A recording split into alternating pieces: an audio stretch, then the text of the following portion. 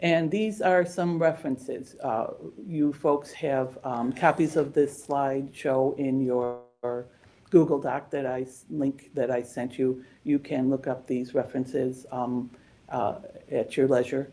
And what we are going to go now, I am going to introduce our first guest speakers. I'm glad to introduce Brett Budrow from St. County Department of Planning, and John Hilgers, also from the St. County Department of Planning. And give us a moment to get them online, and they will share their experience with updating the zoning code in St. Croix County.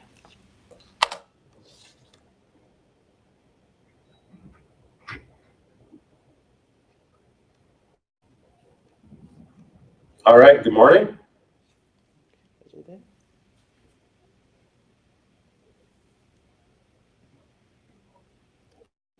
Okay, do we need to push something? They should take care of it.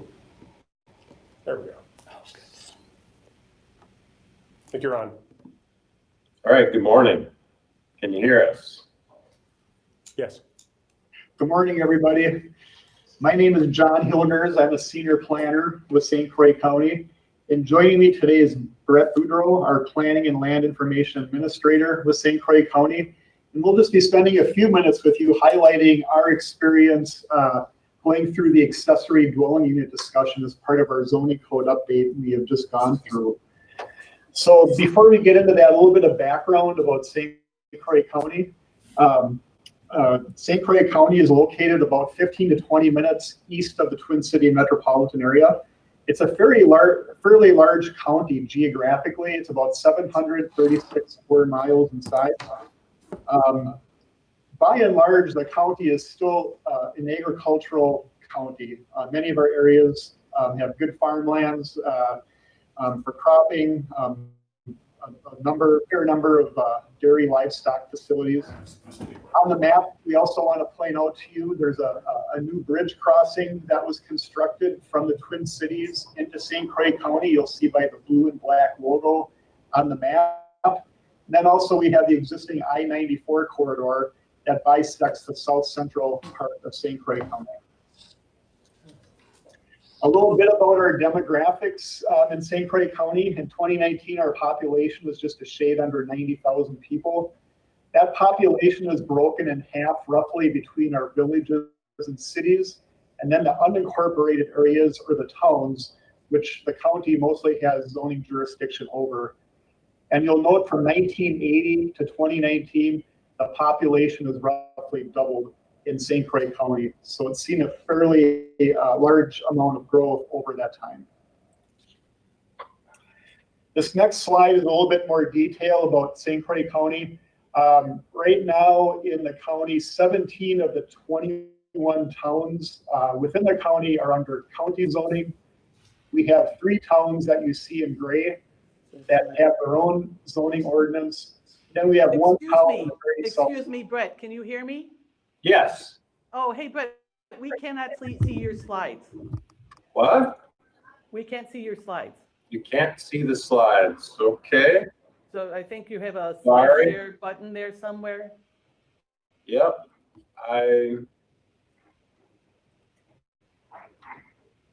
Okay. I thought I had taken care of that. I apologize. That's okay. This is new tech for most of us. We appreciate your patience with the technology. Oh, there you are. Well, I guess we did such a good job there. We'll go through that again. Please do. Please do. All right. Thank Sorry. you. Good morning, everybody. Technology challenge today. My name is John Hilgers. I'm a senior planner with St. Croix County, and joining me today is Brett Budrow, our Planning and Land Information Administrator for the county. We're going to be talking to you a little bit today about our experience in updating our zoning code and talk to you a little bit about accessory dwelling units.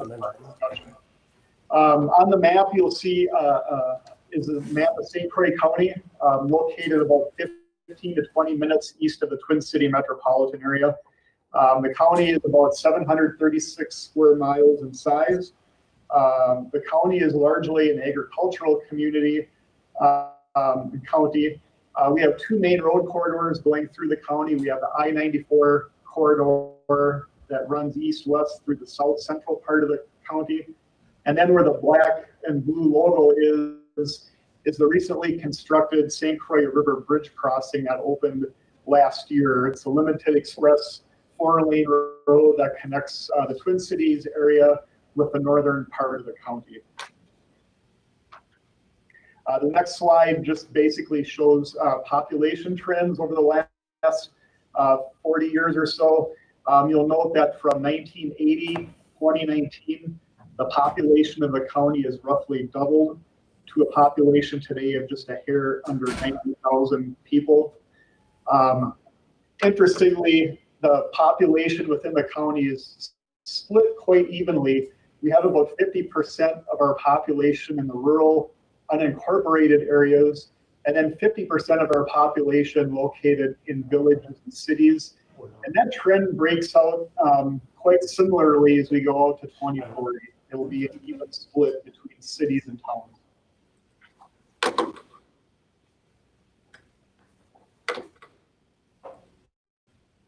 This next slide just shows a base map of our county zoning. Of the 21 towns within St. Croix County, 17 are under county zoning. 3 towns administer their own zoning ordinance that you see in gray. And then we have 1 town in the very southeast part of St. Croix County that remains unzoned. Just to highlight a couple quick features, you'll see some blue and green on the zoning map in the middle of the county. That represents our certified ag districts that qualify for tax credit programs. And the density in those areas are quite limited to 1 unit per 20 acres and 1 unit per 40 acres respectively. You get to the east side of the county, away from the Twin Cities, those areas are zoned what we're going to call R2, and those allow densities of 1 unit per 10 acres. And then as you get closer to the river and the border with Minnesota, you'll see the colors in yellow. And those towns are opting to go with zoning in the range of 1 unit per 2 acres at this point in time. So this is our proposed zoning map after the conclusion of this comprehensive revision. Our current zoning map actually has 1 rural residential district in all of those yellow areas, and that single rural residential district allows conventional large lot, 2-acre rural subdivisions, as well as large animal operations. And one of the purposes of our comprehensive revision project was to separate that rural residential district into 2 districts. And then I got another comment about the agricultural districts that go down the center of the county. That's where a lot of our prime agricultural land is, and it's historically where those towns adopted farmland preservation in the early 1980s, and that has continued forward to today. There are some other towns that probably should be in farmland preservation zoning, but have just historically elected not to participate. A little bit of history. As I mentioned earlier, we began a comprehensive zoning revision project in the city. The main purpose of this update was to comply with different state statute changes that have been made recently, and also it was to meet the varied needs of the towns across the county. We have more developing, urbanizing townships on the west side of the county, and yet we still have largely agricultural uses in the middle and eastern part of the county. It was a good chance for us to sit down with the towns. This was the first comprehensive update to the zoning code since at least the 1970s, if not later. Since then, our ordinance has been piecemeal additions over time. Our update project began in 2017, so we've been at it over 2 years. And the main reason why that is that we've had a significant outline for this project that included significant feedback from our towns and public, a very ambitious outreach program. And this project was overseen by our community development committee of the county. It's a recommending body to the county board. Another impetus for this zoning update project is part of the new St. Croix River Bridge crossing. The city or the county did get dollars earmarked as part of that mitigation funding through the bridge project to update some of our codes. So we did use some of that money to begin this comprehensive zoning revision project. And we thought we'd share a picture there of the architectural style of the bridge. It's one of the 3 extra-dosed bridges, I believe, in the country. And we'll show you some more pictures here in a second. The one on the left is the lift bridge from the city of Stillwater heading into Wisconsin up the hill in the distance. That was the old lift bridge constructed in the late 1930s. It's a 2-lane bridge and was continually needing repair. And the structure there on the right is the new 4-lane bridge that runs a 4-lane limited expressway all the way to Richmond into the center of St. Croix County. Just thought we'd show you these photos to give you an idea of the growth that's expected due to this new transportation corridor. So as we began our comprehensive revision update, we basically asked a very simple question to our public, our towns, through our open house process. And we asked residents, what is working with county zoning and what is in need of updating? And we received hundreds of comments, but as we pooled those comments together, they pretty much broke out into 5 themes that you see on the overhead. A lot of it having to do with agriculture, finding a balance between allowing rural homes and protecting ag lands, the prime ag areas of the county, addressing the conflict between the larger livestock facilities, where some of these facilities are getting bigger, in excess of 500 and 1,000 animal units, and how that impacts the rural housing and land enjoyment. We also had different comments from different parts of the county, from our towns, about how we address commercial uses. Number 4, enable ag entertainment uses in more locations. This has to do with more of the wedding barns and the harvest festival type of uses and how they interact with some of our rural communities. And then ultimately making our ordinance easier to use. Again, our code is about 50 years old and was in need of significant updating. From those themes, we had our towns develop a list of categories that needed to be discussed, as well as our county staff and our consultant. I won't go through all the items, but you see on there that ADUs and our what we eventually turned tiny home lots became part of our discussion, along with some of the other issues that you see on the overhead there. As I mentioned earlier, we had a significant amount of public input, 50+ meetings thus far. We had about 36 meetings and group meetings with our towns, citizen task force, local development professionals, open houses, and then of course checking in with our committees and boards. We also had an interactive project web page that allowed residents to review information and make comments online. So as we began discussions with our, excuse me, our township partners, we began breaching the discussion of ADUs. And our discussion, excuse me, we began our discussion with ADUs as a means of a housing alternative for those who wanted to care for aging parents or separate living facilities for children or relatives. And as we had more detailed discussions with our towns, they brought up a number of topics that we're just sharing with you on the board. Some of the towns had concern of the future maintenance of if it was a detached ADU. If money were an issue for a landowner, would they be more apt to fix the main house and not keep up the ADU. We heard that from a few townships. A number of towns preferred the attached ADU. We have an existing code provision in place that they could use through our duplex provision, which would require conditional use, and we'd be able to regulate in that way.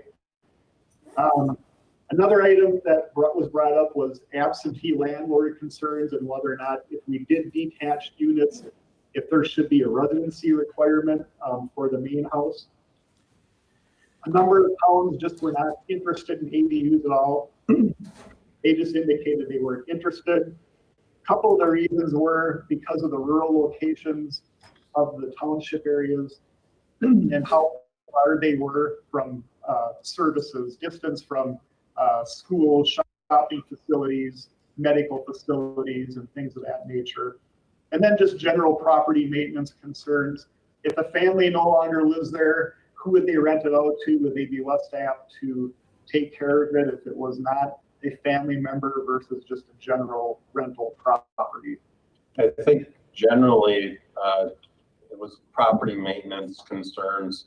What happens to that extra dwelling unit when somebody dies, moves on, a new owner takes over? And there's other similar concerns from some of our towns in regulating building codes that I think spilled over into this. We have many houses going up here, shed houses, and they are an enforcement issue for the townships dealing with building permits. First, the person builds a shed to enjoy their property with a four-wheeler they come out on the weekends, then they add a bathroom, and pretty soon they're living there. And I think that property maintenance concern bled over into property maintenance concerns of ADUs. And looking at getting this ordinance passed through and completed into the concerns of the towns, eventually we moved to take it out. So in the end, when we reported back our feedback from the towns, we met with our community development committee with that feedback, and at the end, the discussion and conclusions resulted in that our revised zoning update will not include any specific language for ADUs. However, the county will monitor for future discussion. If owners desire an attached ADU option, the current and our proposed zoning code does allow for a conditional use permit for a duplex. That would allow us to address some of the sanitary provisions in the rural areas that need to be addressed. And then also in the county, most of the towns do their own building code administration. So building codes would be administered by the towns, and they would need to do that. And then lastly, our county zoning does not preclude homeowners from renting out a room or lower level of an existing building. They must comply with building codes by the townships. But again, we would still, our zoning code would not preclude that from happening. And then finally, just some miscellaneous statistics from the county. We have 21 towns, 10 villages, and 4 cities within the county. Only the city of Hudson currently has provisions for ADUs. Interestingly, the topic of tiny homes was discussed during our revision process. We are proposing to allow them through our planned unit development process. They would need community septic provisions as well as water hookups from an adjacent village or municipality. Within the county, tiny homes are defined as a one-family dwelling less than 2,000 square feet in area, excluding lofts. And then other comments we heard during our open houses, some of the people that were attending, was that perhaps ADUs are a little bit ahead of its time in this part of the state and in this part of the county. But again, we are going to continue to monitor those discussions. We do not intend to wait another 40 years for another comprehensive update. We do plan on modifying the code if needed on a more regular basis. And then finally, we are wrapping up our comp revision process. It was recommended for approval by our Community Development Committee at their October meeting, and this will be going to final approval for our county board next Tuesday. And that basically sums up our experience with the ADU discussion over the last couple of years. Thank you so much, Brett and John.